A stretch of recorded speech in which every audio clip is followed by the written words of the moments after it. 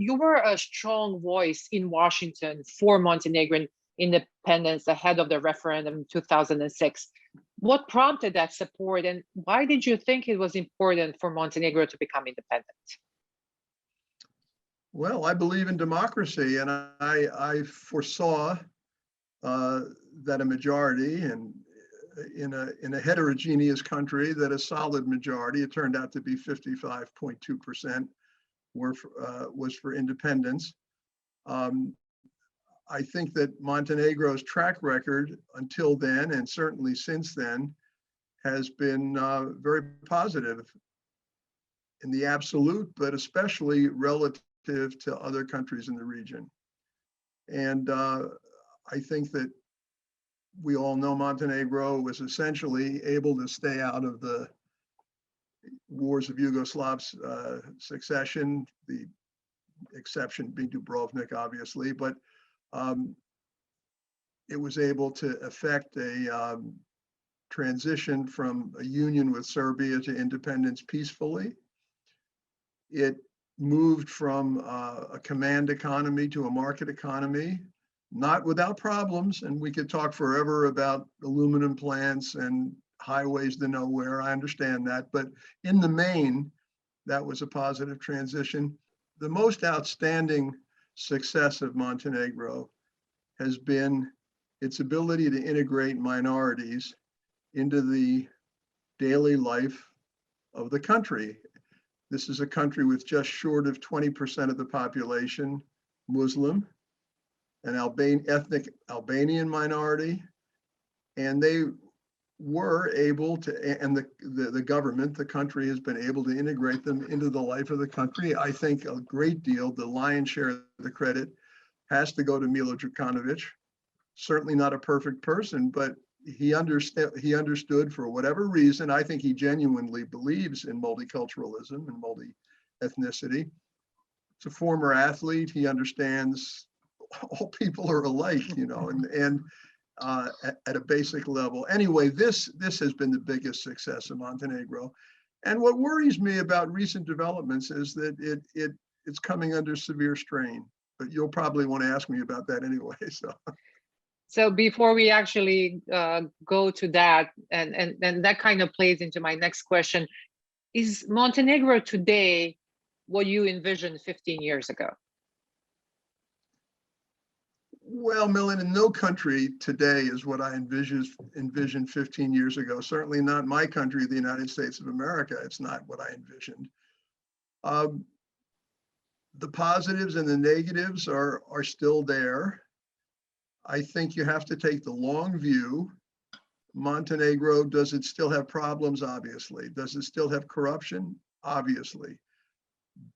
But the EU seems to think that it's on the right path. I mean, they have a very demanding set of 36 chapters. Montenegro's opened all of them, has even closed a few of them. They're way ahead by any reasonable standard, way ahead of any other country that's applying to the European Union, and that above all includes Serbia. So that's the positive. The negative, and the other positive is there was a peaceful transfer of power after an election. The campaign was not exemplary. There was a lot of disinformation, and that's another issue. But there was a peaceful transition of power, and that's very positive. I have to, I'm going to get ahead of myself here, I guess, but I have to say, in my opinion, from what I've heard from reputable sources, both officials in the US government and certainly in the EU seem to have been surprised that Milo Đukanović agreed to the defeat, however narrow. And I think that's just a massive misreading of Đukanović. I mean, again, the man is far from perfect, but there was just no chance that he was going to reject the results of the election. And I think the very fact that there has been a transfer of power is positive, but the upsurge in violence against minorities, the blatant disinformation campaign, and what many people seem to think is the rigging of the right to vote and who is a citizen and who's allowed to vote. That's extremely troubling. And that's and to say nothing of the disclosure of NATO confidential materials, that's appalling. These are things that are very, very serious. They're very new. They've all occurred since the transfer of power in September of last year. And I think every friend of Montenegro and every citizen of NATO country should be concerned. And the fact is that both political and ethnic tensions are rising in Montenegro. And as you mentioned, there were attacks on minorities, attacks on mosques, protests on both sides, protests of the supporters of the coalition led by DF, coalition led by DPS. Do you think that US should be more involved at this point in what's happening in Montenegro? Well, you're trying to put me on the spot. I'm not in the government anymore. Let me just say that we have a president, President Biden, who's the first American president, I think it's safe to say, who knows the Balkans well, including Montenegro, was decorated by Montenegro 3 years ago, has been there many, many times. Knows President Jukanovic well. I actually arranged their first meeting way back in 1995, I think, maybe 94. They've kept up the relationship. So he also has intimate advisors who know the Balkans. Secretary of State Blinken, first and foremost among them. I mean, we're in a position where we have some expertise at the top.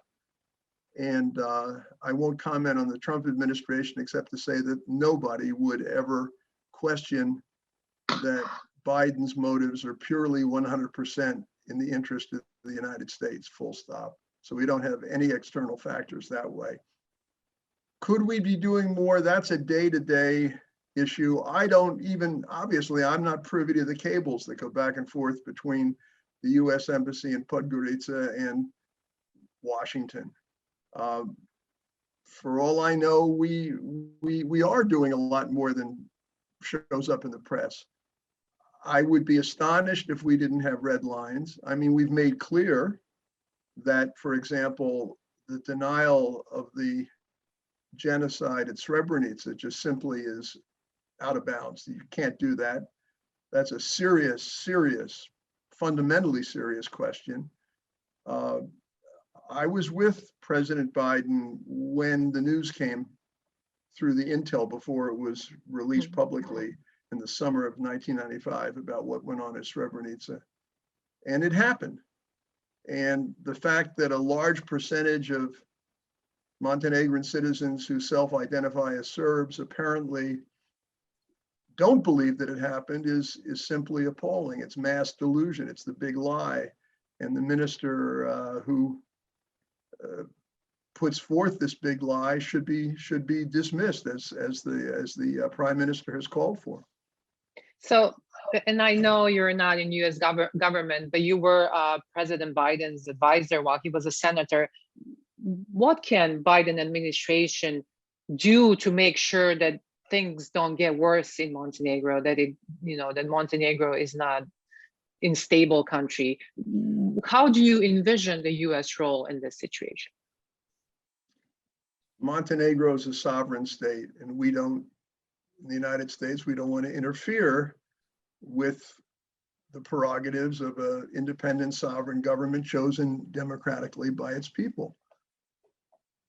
Having said that, though, I can add that there are ways that we can make known our displeasure or pleasure if something goes well. I already mentioned the big lie about Srebrenica and the genocide there, and we made clear that we wouldn't accept that.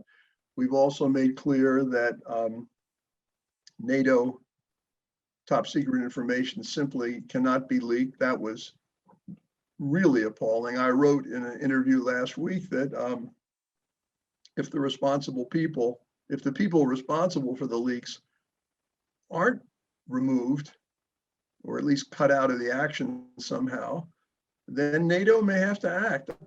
I don't have any inside information that NATO is going to do this. This is only a historian talking, but it's happened before in NATO with the Greek colonels in 67 to 73, with the Portuguese communists in the summer of 1975. And what basically restored those two countries full access to NATO top secret materials was that the governments were voted out of power. So that's one way to do it. I think the EU in some ways has more clout than we do. I mean, we're the biggest power in NATO, obviously, that's the key thing. And Montenegro is a member already pulling its weight in certain areas, cyber security, for example. Montenegro, as I said, is ahead in the regatta to get EU membership, ahead in the Western Balkans, but they're not members yet.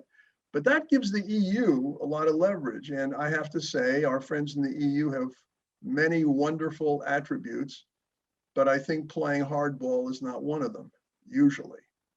I'm not an international economist. I think the one big mistake that Jukanovic made was this loan from China, $1 billion loan for the Bar to Serbia highway, obviously a fiasco. Can the EU do something to help Montenegro out? I'm not sure. I mean, it's a really difficult call.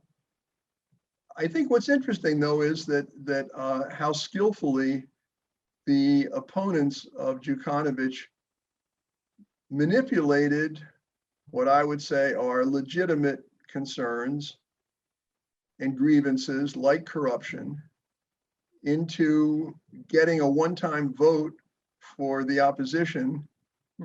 And I have to say, my strong suspicion is a lot of those people, had they known what the heads of the new coalition would be doing in other areas, probably would not have voted against Jukanovic's party. But that's water over the dam. You can't redo that. New government, when it took over, it said it was going to continue on the pro-Western path. At the same time, it is advocating closer ties with Russia and Serbia.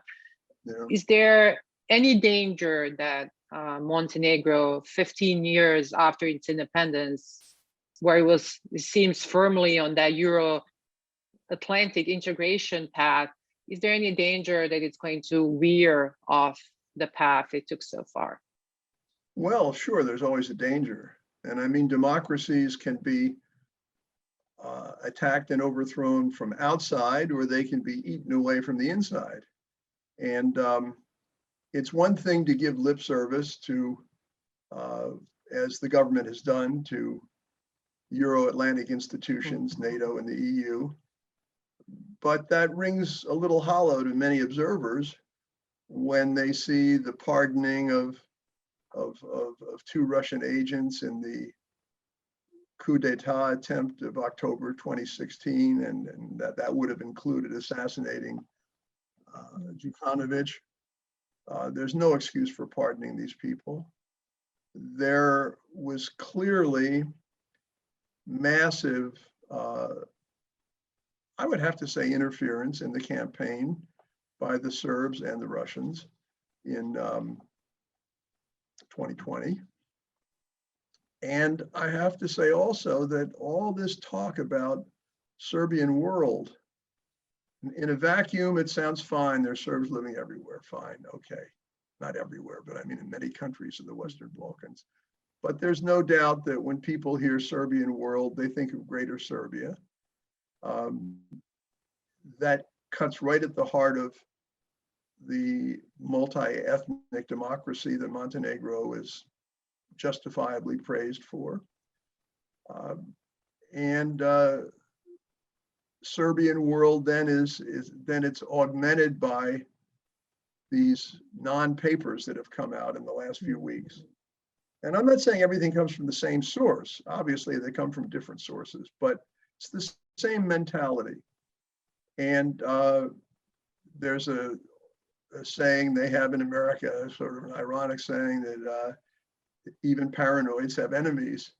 And you know, you can say, well, the Montenegrins are always worried about Serbia being right there to the north and all that. But, you know, when you see and you hear what's going on, and then the idea of changing the citizenship laws, or at the very least, empowering people to vote, and it's okay if they're ethnic Serbs from Bosnia and Herzegovina, but it's not okay to vote if you're a Montenegrin in the diaspora. I mean, this kind of stuff is with the best will in the world, it's difficult to look at that and not see something that's profoundly anti-democratic and putting one nationality above the others. So that plays into sort of that set of questions I mentioned for this interview and for TV Montenegro show. Are achievements resulting from referendum on May 21st, 2006 at risk today? And how do you see a future of Montenegrin state? Well, I've already said they're at risk, but once again, this is a tough time for democracies around the world. I mean, you could say democracy is at risk in almost every democracy. It's the question of how much at risk. What would I like to see happen? I mean, I'm still an optimist. I would like to see a return to the multi-ethnic democracy I've alluded to several times. I would like to see corruption reduced as much as possible. That's something that people should believe in, whether they're for the current coalition or for the previous coalition. But what one doesn't want to see is to utilize, I think the European form of English would say instrumentalize, a legitimate crisis or combating a legitimate crisis, using that as a way to achieve another political goal. And that's what I worry about. What I would like to see is Montenegro continuing on its way towards EU membership. I think it's entirely possible. It's probable. I would hope that Montenegro would join the EU by 2025, and that'd make a huge difference. They're obviously going to have to straighten out some of their finances. I've alluded to the Chinese loan. Once again, Montenegro is one of many, many countries that have problems with Chinese loans. We know that. The problem here is that it's a country right in the middle of Europe. I hope against hope that the port of Bar has not been put up as collateral. That would be terrible. I mean, especially since Jukanovic refused the Russian demand for the port of Bar just a few years ago. Many, many challenges. Montenegro has many challenges. The COVID-19 pandemic has hit most countries in the world hard, but a country that depends on tourism for something like 28% of its GDP is going to be hit especially hard, and that's the case with Montenegro. So what would I like to see? The big picture, I'd love to see COVID tamped down everywhere. We're doing our best around the world. That would enable people to start to go back to Montenegro, revive the tourist economy. But within Montenegro, I would like to see a spirit of working together. It's easier said than done. And you know, for about the fifth time in this interview, I'll say this is not restricted to Montenegro. These sorts of polarized societies are becoming endemic. I mean, there are very few democracies in the world that have not, whose electorate has not become more polarized in the last few years. So it's not going to be easy. It would be nice if I thought that everybody was working towards the same goal. I don't think that's the case. Look, let's be honest. Probably most of the people who voted for the parties that make up the current coalition in Montenegro were people who were against independence to begin with. I think that's a fundamental fact we have to look at. And the way to win them over is success, political and economic success. If they understand, and they should understand this ultimately, that becoming a member of the EU and remaining a multi-ethnic democracy where all nationalities are treated the same way and all religions are treated the same way is infinitely superior to joining some kind of Serbian world. I mean, sometimes I think people don't even know what continent they're living on. There's not a country in continental Europe that is ethnically homogeneous. You know, the one that they used to point out, Portugal now has a Cape Verdean minority, which is large and active. There's not a single country that's not multi-ethnic. So, you know, this idea of course it's fine to have cultural relations with people from your same nationality, but not the manipulation that one sees going on now. And if you can sum up sort of the past decade and a half of independent Montenegro, how would you describe it? Well, 2 steps forward, 1 step back. I mean, don't forget, right after Montenegrin independence came the Great Recession. I mean, that's a heck of a way to start off as an independent country. So that was one huge challenge right there. There's no doubt that the Russians were against Montenegrin independence from the beginning. They didn't want to have Montenegro join NATO. So there was, through their Serbian friends, there's always been an opposition to progress. But I think that until very recently, I would say 2 steps forward, 1 step backwards. There's no doubt that there are many problems still remaining to be solved. But obviously, we're talking about the 15th anniversary, so it's legitimate to compare 2006 with today. But as I said, I'm a historian. You know, why not take 1991 as your touchstone, for example, and look at the former Yugoslavia and what the potential was. And I know we're comparing apples and oranges. Slovenia is essentially a Western country and always was. And I get that, I understand. But my feeling is if you had asked someone who knew the Balkans well back in 1991, what the scene would look like 30 years out, I think very few people would have expected Montenegro to be in the relatively successful position that it's in now. And I think that's something that we can't forget. And I would hope the citizens of Montenegro wouldn't forget it, because the alternatives are not good. They're just simply I'm not saying the EU's perfect. God knows they're not. NATO's not perfect. Nothing's perfect. But look at the alternatives. And in the real world, people live next to each other side by side. They respect each other's religion. They respect each other's ethnicity. Montenegrins know how to do this. I think they should just be reminded that the alternative to doing this is just really unthinkable. And one last question. As we know, ahead of the referendum, international community has said that required threshold for the independence, it was 55% of the qualified majority.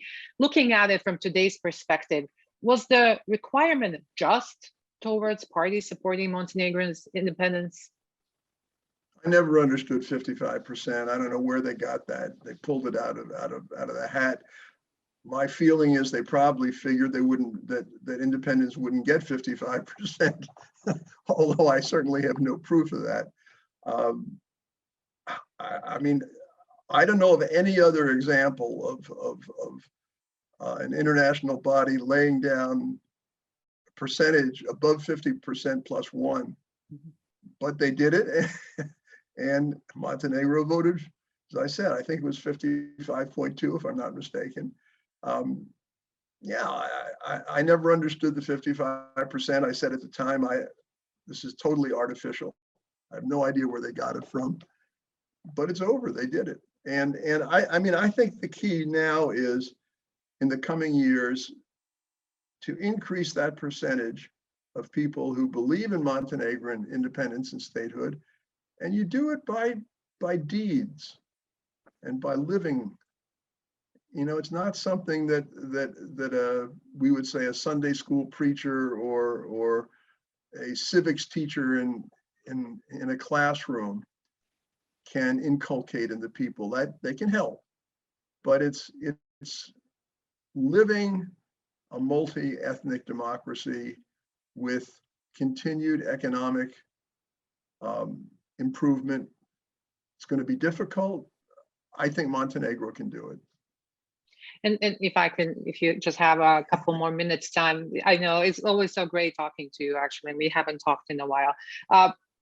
As we know, Montenegro's independence, during most of the years of Montenegro independence, there was one party in the government, and that was DPS, led by President Jukanovic. Did DPS do enough to strengthen Montenegrin state, its multi-ethnic character, and enough to resolve all the identity issues? Are those at risk today? I mean, we see that there is also a very strong influence of Serbian Orthodox Church, which obviously was also against Montenegrin independence. And so are those things at risk today, and did DPS do enough to work on those issues? Well, another wonderful cliche in America is hindsight is 2020. Of course, looking back, one can say they should have done more in this area or that area. Nobody's track record is perfect. But I think you hit the nail on the head. If the largest or second largest ethnic group in the country, with the assistance or even with the prodding of a foreign power, is constantly trying to undo the multi-ethnic democratic character of the country, that's a problem. Now, could they do more? Could they have done more? Sure. Look, I'm not the first foreigner to say what I'm about to say, but it seems to me that with all respect to DPS and Milo Đukanovic, who I think they've done many very good things, I think it probably would have been healthier for the country if a truly democratic, pro-Western opposition had grown up, that had differences with DPS on certain things, maybe economic policy differences, whatever. I'm fantasizing now. But I mean, I think the problem in Montenegro has been people who don't like DPS, who don't like Đukanovic, who can point to negative aspects of the various terms in office, corruption being obviously the biggest one. Although there's been improvement, and I say that again, the EU has documented that. But these people basically haven't had a democratic pro-Western alternative. I don't know how to build one. It's a small country when you have, what, 540,000 voters. It's like Washington, D.C. or something like that. It's not easy. And again, hindsight's 2020. But I think what happened was the accumulation of various grievances, legitimate and imagined, came together to induce a certain percentage of people to say, what the hell, I'll give the opposition a chance. Not realizing that the main agenda of the opposition was not in their interest. And again, I sound avuncular, paternalistic. I'm an American, I'm not a Montenegrin. I can't look into people's minds. But I would be very surprised, and don't forget, we're talking about a raise. You can't get a thinner majority than 41 to 40. I would be very surprised if there wasn't a group that had what we call in capitalism buyer's remorse. You buy something thinking that what you got is one thing, and then it turns out, yes, you got that, but you got a ton of other things you don't like. And I think that's my best guess. I can't prove it. We'll have to wait till the next election, which would have to be free and fair and without stacking the deck against DPS by enfranchising Serbs from other countries and disenfranchising Serbs in the diaspora. but we'll just have to wait and see. Well, thank you for this interview. My pleasure. Just It's always a pleasure. And stop recording.